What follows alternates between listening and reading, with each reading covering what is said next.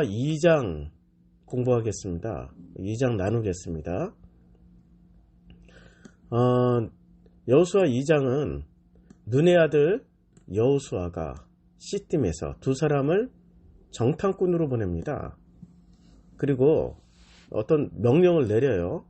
가서 그 땅과 여리고를 엿보라 하며, 이제 그들이 가서 라합이라 하는 기생집에 들어가서 거기서 유숙하게 되는 겁니다. 그러니까 정탐꾼을 보내는 게 지금 몇 번째 보내는 거죠? 광야에서. 지금 이거 광야에서 보내는 거거든요. 아직 요단강 안 건너갔고요. 가데스 바냐에서 12정탐꾼을 보냈단 말이에요. 그런데 그 12정탐꾼의 보고로, 잘못된 보고로 인해서 그들이 바로 가나안 땅에 들어갈 수 있었음에도 불구하고 그 가데스 바네아 사건 때문에 38년 동안을 뺑뺑이를 돌기 시작합니다. 하나님이 38년 동안 극도로 진노하셔가지고 1세대는 광야에서 다 죽게 하시고 2세대가 그 광야에서 가나안 땅으로 들어가는 것을 허락을 하셨단 말이에요. 근데 정탐꾼을 드디어 눈의 아들 여호수아가 시딤에서 정탐꾼을 보냅니다. 근데 이 정탐꾼이 기생의 집에 들어가서 거기서 유숙하는 거죠. 그러니까 이들이 들어갈 때는 이제 뭐 자기네들이 가나안 사람처럼 위장하고 들어갔겠죠. 광야 사람들이 아니고. 그래서 그냥 그 기생의 집이라는 게 말하자면 개인 집이 아니고, 개인 집이 아니고 누구 집에 기생이라고 하면은 주막 같은 데겠죠. 우리나라로 치면 주막같이 술도 한잔 할 수 있고 뭐 그 집에 머물기도 하고 뭐 그런 개념이었겠죠. 근데 어떤 사람이에요. 그러니까 기생 라합을 알고 있던 어떤 사람이 여리고 왕에게 말을 합니다. 그러니까 이르되 보소서 이 밤에 이스라엘 자손 중에 몇 사람이 이 땅을 정탐하러 이리로 들어왔나이다. 그러니까 여리고는 어떤 성이냐면, 신고 체계가 확실하게 갖추어진 성이에요. 신고가 확실하게 갖춰져 가지고 바로 이스라엘 자손 중에 몇 사람이, 그리고 이 이스라엘 자손이라고 그랬단 말이에요. 이게 광야 40년을 지나다 보니까 히브리에서 이스라엘로 확실하게 시스템이 만들어진 거죠. 원래 나올 땐 다 히브리들이었어요. 근데 40년 동안에 히브리에서 이스라엘로 거듭났어요. 가나안 사람들이 히브리라 부르지 않고 이제는 이스라엘이라고 불러줍니다. 이스라엘 자손 중에 몇 사람이 이 땅을 정탐하러 이리로 들어왔나이다 하고 여리고 왕에게 보고를 합니다. 그리고 여리고 왕이 바로 출동을 해요. 라합에게 사람을 보냅니다. 그리고 내게로 와서, 라합, 너 여리고 왕 나에게 와서 너의 집에 들어간 그 사람들을 끌어내라. 그들은 이 온 땅을 정탐하러 왔느니라. 여리고 왕으로서는 이런 조처가 당연한 거죠. 자기 성을 지켜야 되니까, 자기 땅을 지켜야 되니까 당연한 거 아니에요? 그런데 이 과정을 여리고 성이라고 우리는 전제해서 읽고 있지만, 사실은 여리고 성이라는 역사적 사실, 역사적 배경을 우리는 그 여리고에 대한 연구를 할 게 아니라, 사실은 가나안 땅 점령기는 내 마음 점령기라고 생각하시면 돼요. 내 마음 정복기. 그리고 여호수아는 어떻게 하나님이 내 마음을 정복하고 계시느냐, 이런 걸. 그러면 보세요. 내 마음을 정복하러 올 때 여리고 왕처럼 역할을 하는 놈이 있다고. 내 마음에서 여리고 왕처럼 나를 이렇게 주장하는 주장하는 어떤 센 놈이 있다고요. 그게 바로 예수께서는 그 센 놈을 뭐라고 그랬냐면 바알세불이라고 그랬습니다. 바알세불 논쟁에서 마태복음 12장 24절에 보면 예수님께서 바리새와 바알세불 논쟁이 나옵니다. 그래서 그 마태복음 12장 24절 한번 가볼게요. 마태복음 12장 24절에 보면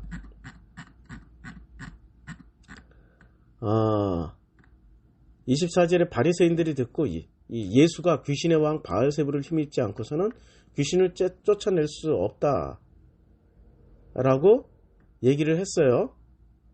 그런데 예수는 이 바알세불을 어떻게 했냐면 사람이 답으로 이렇게 말씀하셨습니다. 사람이 먼저 강한 자를 결박하지 않고서야 어떻게 그 강한 자의 집에 들어가 그 세간을 강탈하겠느냐. 결박한 후에야 그 집을 강탈하리라 라는 말씀이 있잖아요. 자, 여리고 성으로 보면 제일 센 놈이 누구예요? 제일 센 놈. 강한 자가 누구예요? 강한 자를 결박해야 되는데 그 강한 자의 집에 들어가서 그 세간을, 그러니까 여리고 성을 지금 다 털어야 되잖아. 다 물어뜯고 싹 털어 먹어야 되잖아. 그런데 그 강한 자를 결박해야 되는데 그 강한 자를 결박한 후에야 그 집을 강탈할 수 있는 거죠. 자, 지금 여호수아 2장에서는 벌써 정탐하러 두 사람이 들어갔는데 그 두 사람이 벌써 들통이 난 거예요. 어떤 사람이 가서 여리고 왕에게 보고를 하는 겁니다. 그랬더니 여리고 왕이 너는 내게로 와서 내 집에 들어간 그 사람들을 끌어내라. 그들이 이 온 땅을 정탐하러 왔느니라 라고 여리고 왕이 명령을 내리는 거죠. 자, 우리 마음 안에 이 여리고 왕처럼 센 놈, 강한 놈이 있단 말이에요. 이게 누구냐고, 이게 도대체 뭐냐고. 이 정체가. 나 같은 여리고성을 무너뜨리려면은 하나님이 하나님의 정탐꾼을 보낸단 말이에요. 이름은 하나님의 정탐꾼이지만 어쩌면은 천사일 수도 있고요. 종교적 용어로 치면. 근데 이러한 나라는 사람을 정탐하러 무너뜨리려고 내 마음을 차지하시려고 내 마음속에 가득 찼던 것들을 가난하게 만들어 주시려고 싹 쓸어버리시려고 내 마음에 들어오는데 제일 먼저 이 여리고 왕처럼, 그리고 또 어떤 사람이 이거 고자질하는 어떤 사람처럼 그 역할을 하는 놈도 있고 여리고 왕처럼 명령을 내려가지고 자기 마음 하나 지키려고 엄청나게 힘을 쓰는 왕이 있단 말이에요. 그게 뭘까요? 한번 쭉 읽어보자고요. 자, 정탐하러 왔느니라 4절. 그 여인이, 그런데 내 마음 안에는 라합 같은 여인이 또 있는 거예요. 이 정탐꾼을 숨겨주는, 지금 내 마음 안에서 일어나고 있다고 생각을 해보면 너무 재밌는 거죠. 그 여인이 그 두 사람을 이미 숨겨놨어요. 이르되 과연 그 사람들이 내게 왔었으나 그들이 어디에서 왔는지 나는 알지 못하였고, 이제 어디서 왔는지 알지 못하였다. 그러니까 이스라엘 사람이었는지 자기는 몰랐다, 이런 얘기예요. 그 사람들이 어두워져서 성문 닫을 때쯤 되어서 나갔기 때문에 어디로 갔는지 내가 알지 못하니 급히 따라가라. 그리하면 그들을 따라잡으리라 하고 거짓 정보를 흘려준 거예요. 그래서 여리고 왕의 명령을 받은 사람, 이제 거짓 정보를 흘려줬어요. 그가 이미 그들을 이끌고 지붕에 올라가서 그 지붕에 버려놓은 3대에 숨겼더라. 이미 그 어떤 보호막인 지붕 위에 뭘 널어놨죠. 뭘 말리려고 거기 그 속에 숨겨놓은 거죠. 3대에.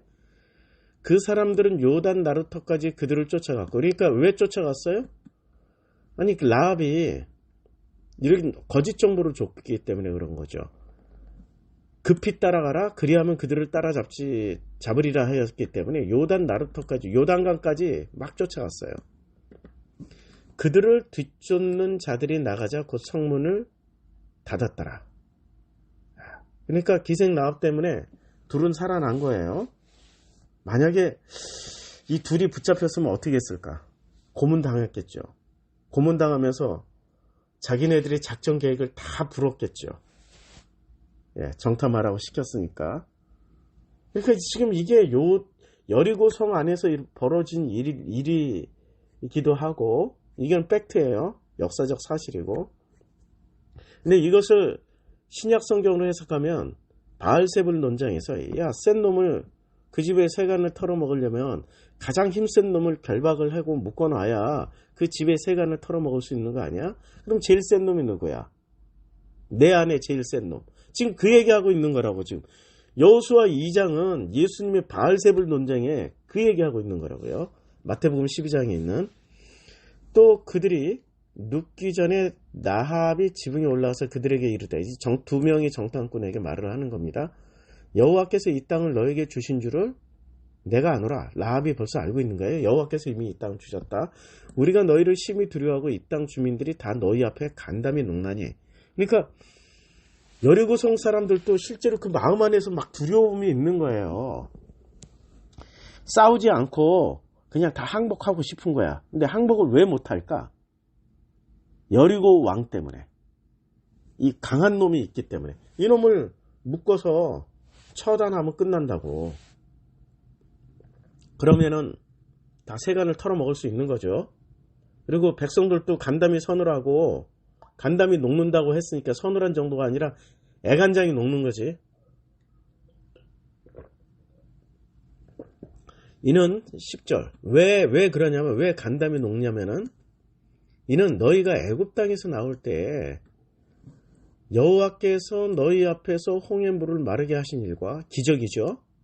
홍해물을 마르게. 너희가 요단 저쪽에 있는 아모리 사람 두 왕 시온과 오게게 행한 일, 곧 그들을 전면시킨 일을 우리가 들었습니다. 그러니까 아모리 사람들의 두 왕 시온과 오게게 행한 일이 이 가나안 사람들에게는 엄청난 큰 쇼크예요. 왜냐면 이때 아모리 사람들은 거인족이었거든. 자이언트들이었어요. 키가 2m가 다 넘은 사람들이었습니다. 근데 그 조그만 히브리들이 이겨먹었단 말이야. 대단한 거죠. 그리고 이 네피림들은, 이 거인들은 다윗 시대까지 존재하고 있었어요. 가나안 땅에서. 그러니까 가나안 땅은 굉장히 큰 사람들이 많이 살았던 땅이죠. 그 중에 아모리 족속 중에 거인들이 많이 있었어요. 아모리 거인들. 근데 아모리는 제가 누누이 말씀드리지만, 아모리는 평판 듣기를 좋아하는 사람들. 남이 나를 어떻게 생각하는가를 진짜 많이 생각하는 사람들. 체면을 정말 목숨처럼 여기는 사람들이 아모리란 말이에요. 그러니까 그들의 우리 마음속에 있는 거인은 누구예요? 아모리야, 아모리. 막판 마지막 뭔 결정을 할 때는 복음으로 결정 안 하고 남이 나를 어떻게 생각할까? 그걸로 결정하잖아. 누군가 나를 어떻게 판단할까? 그걸로 결정하잖아. 내 체면을 가지고 판단해버리잖아. 이거는 기독교인뿐만이 아니라 더 심하게 그 체면 생각하는 종교가 있는데, 그게 바로 이슬람이란 말이에요. 이슬람은 체면에 죽고 체면에 살고 체면에 죽어요. 진짜 이슬람은 명예살인이라는 게 존재하니까 체면을 엄청 생각한다고. 그게 종교적 습성이야. 체면을 강조해서. 근데 복음은 체면이 아니라 하나님의 인격으로 살아가는 거죠. 하나님의 성품으로. 자, 아모리 사람의 두 왕 시온과 오게게 행한 일, 그 다음에 홍해가 갈라졌던 일들을 들었고, 우리가 그 말을 듣자, 그러니까 이 여리고성 사람들이 듣자 곧 마음이 녹았습니다.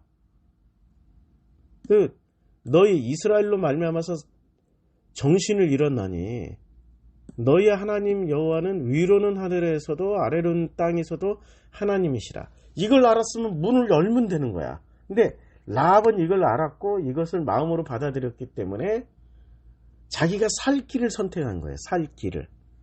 그런데 이 여리고 사람들이 마음이 녹았고 정신을 잃었어도 누구 때문에 버티고 신고 정신을 발휘하고 신고하고 그러고 있는 거예요? 누구 때문에?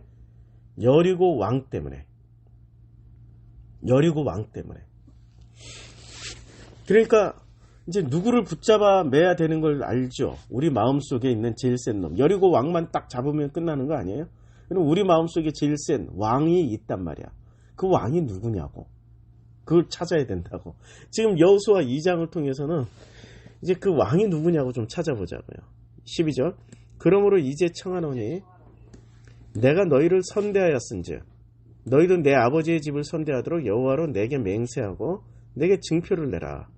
그러니까 이제 내가 선대했고 살려주었고 너희들 정탐을 할 수 있도록 다 이렇게 길을 터주었기 때문에 이제는 여호와로 맹세하고 증표를 줘라. 그랬단 말이에요. 그러니까 자기 가족들을 살리기 위해서 증표를 달라. 그리고 나의 부모님과 나의 남녀 형제와 그들에게 속한 모든 사람을 살려주어 우리 목숨을 죽음에서 건져내라. 예, 죽음에서 건져내라. 그러니까 여리고 왕을 선택한 게 아니라 지금 누구를 선택했어요?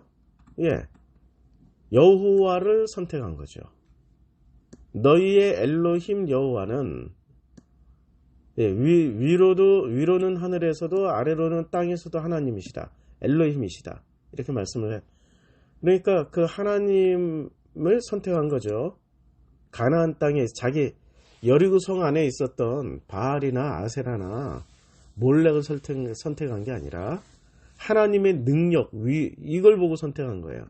그러니까 신앙 고백이 우리가 처음에 보통 그 인격적인 만남을 통해서 하나님을 믿은 게 아니라 지금 라합을 보니까 뭐로 하나님을 선택했어요? 홍해물을 마르게 한 일과 아모리 사람의 두 왕 곧 시온과 오게게 행한 일을 그들을 전면시킨 일을 보고 여호와 하나님을 선택한 거예요. 센 하나님, 더 센 신으로 갈아타는 거야. 사실은 라합은 아직까지 신앙이 인격적인 만남, 깊은 만남 이런 게 아니라 더 세다고 생각하는 신을 지금 선택한 거예요. 그리고 더 센 신한테 붙어가지고 살려달라고 해요. 지금 살려주세요.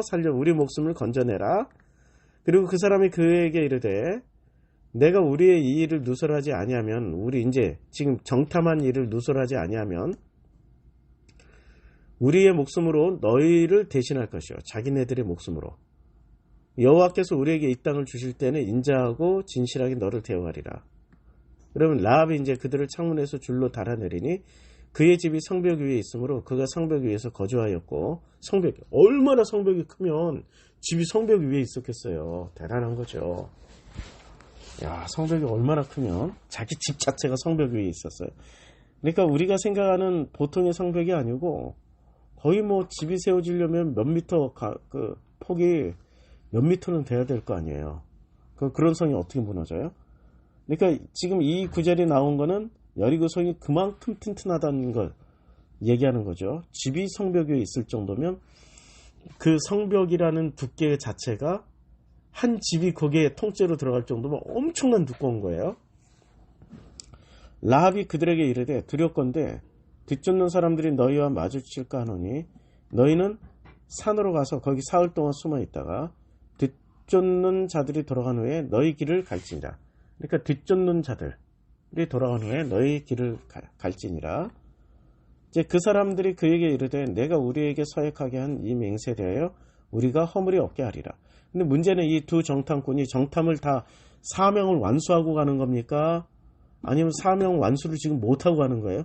사명 완수하려고 들어갔다가 초창기에 발견돼 가지고 지금 도망가는 거예요. 정탐의 사명을 다 지금 못 마친 거예요.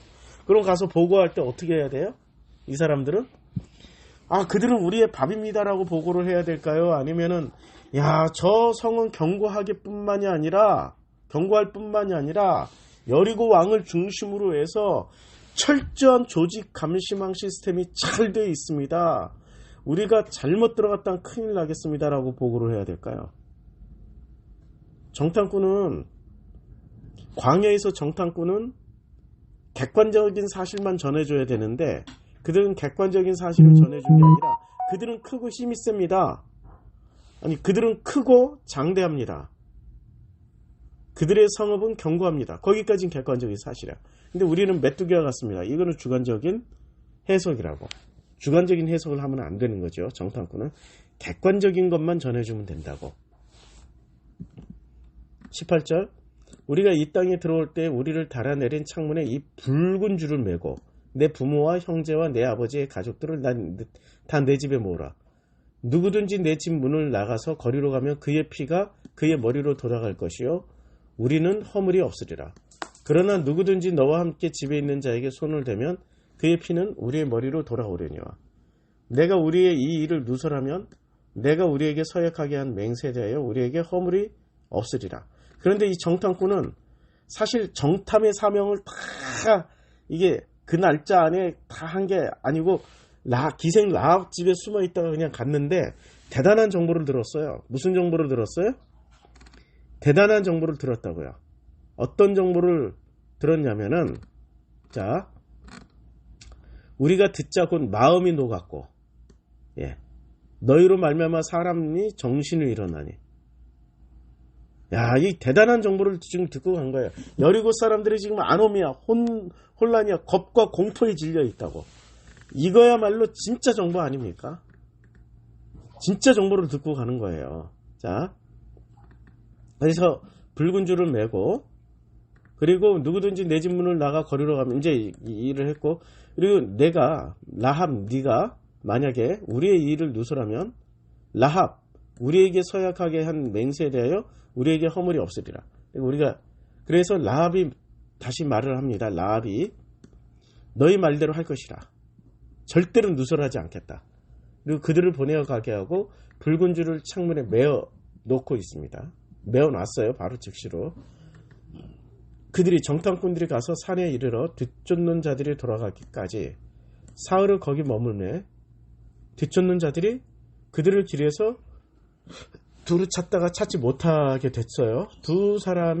이제 정탐꾼 두 사람이 돌이켜 산에서 내려와 강을 건너 눈의 아들 여호수아에게 나아가서 그들이 겪은 모든 일을 이제 고했습니다.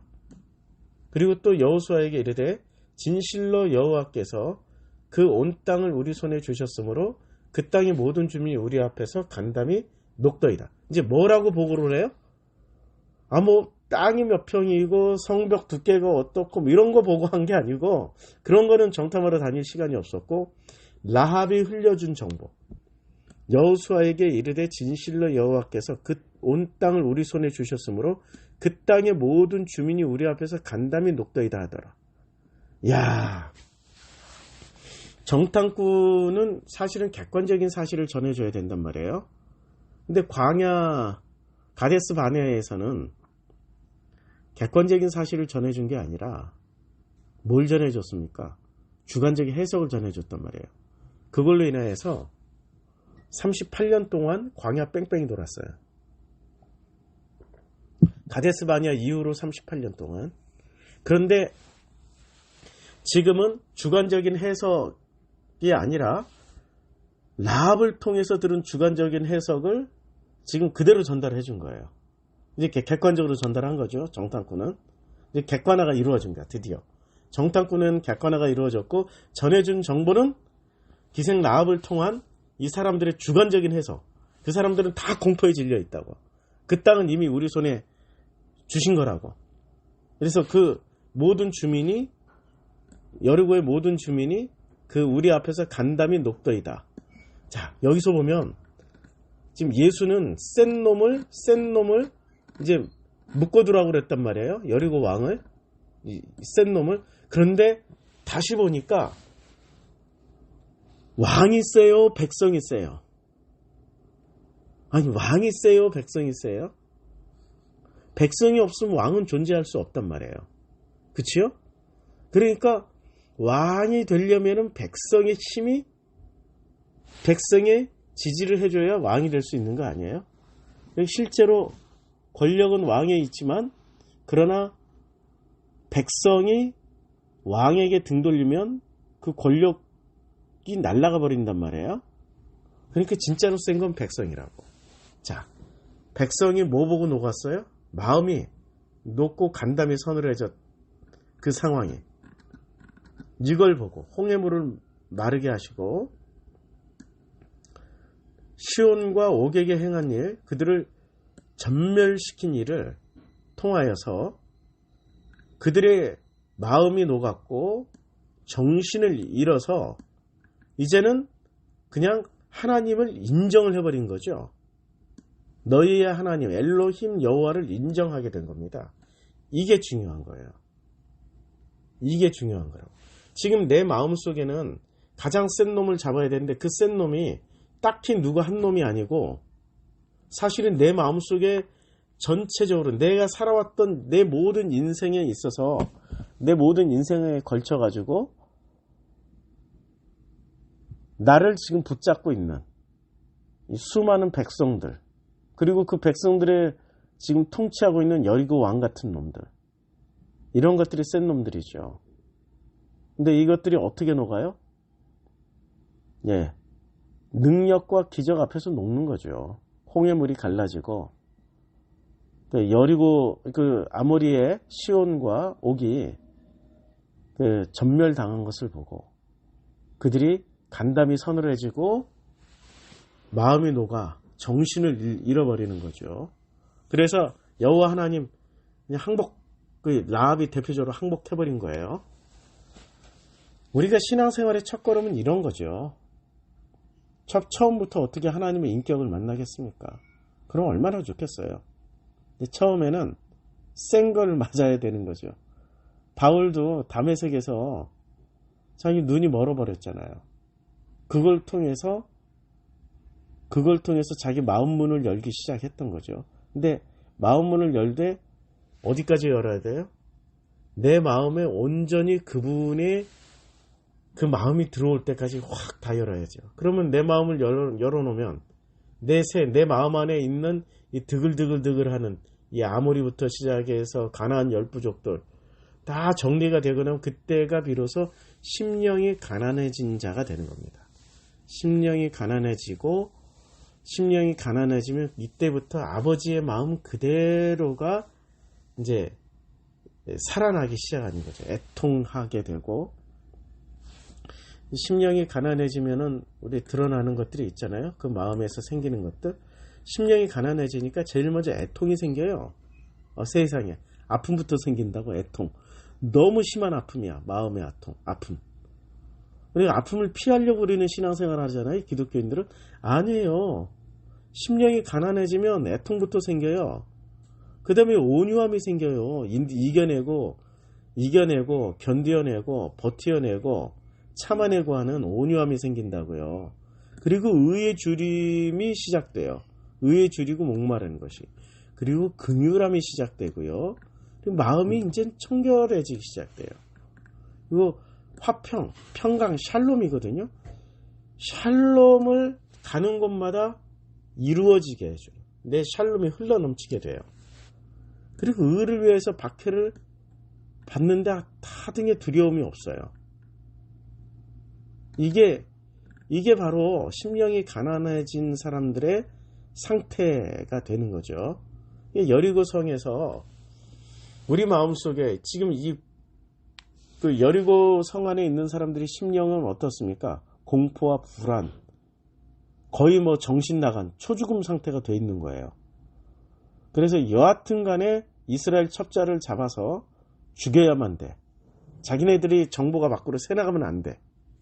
그런데 놀랍게도 그 공포와 두려움에 사로잡혀 있던 라합이 그들을 살려주고 자기는 거기서 살아나려고